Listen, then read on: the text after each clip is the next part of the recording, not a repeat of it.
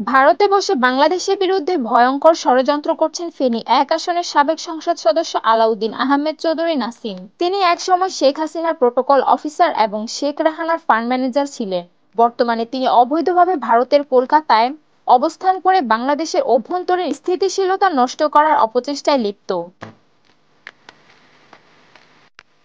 নাসিমের বিরুদ্ধে অভিযোগ রয়েছে, তিনি বাংলাদেশ থেকে পাচার করা হাজার হাজার কোটি টাকা দিয়ে ভারতে কিছু মিডিয়ায় গুজব ছড়াচ্ছেন, যাতে বাংলাদেশকে আন্তর্জাতিক মহলে ব্যর্থ রাষ্ট্র হিসেবে উপস্থাপন করা যায়।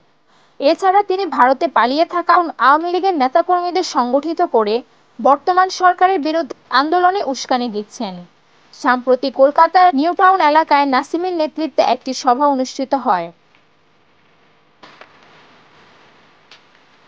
যেখানে তিনি শেখ হাসিনার নির্দেশনা বাস্তবায়নে সবাইকে সক্রিয় হওয়ার আহ্বান জানান।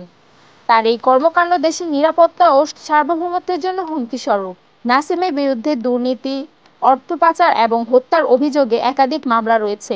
দুর্নীতি দমন কমিশন তার অবৈধ সম্পদের অনুসন্ধানে নেমেছে এবং তার বিদেশ যাত্রার নিষেধাজ্ঞা জারি করেছে। সূত্র মতে, নাসিম ও তার পরিবারের সদস্যদের দেশ বিদেশে নামে বেনামে হাজার কোটি টাকার সম্পদ রয়েছে, যার মধ্যে কানাডার বাড়ি গাড়িও অন্তর্ভুক্ত। দেশের বিদ্যুৎ খাতে লুটপাটের মাধ্যমে তিনি এই সম্পদ অর্জন করেছেন বলে অভিযোগ রয়েছে। দেশের স্বার্থ বিরোধী এই কর্মকাণ্ডের জন্য আলাউদ্দিন আহমেদ চৌধুরী নাসিমের বিরুদ্ধে কঠোর ব্যবস্থা গ্রহণ এখন সময়ের দাবি।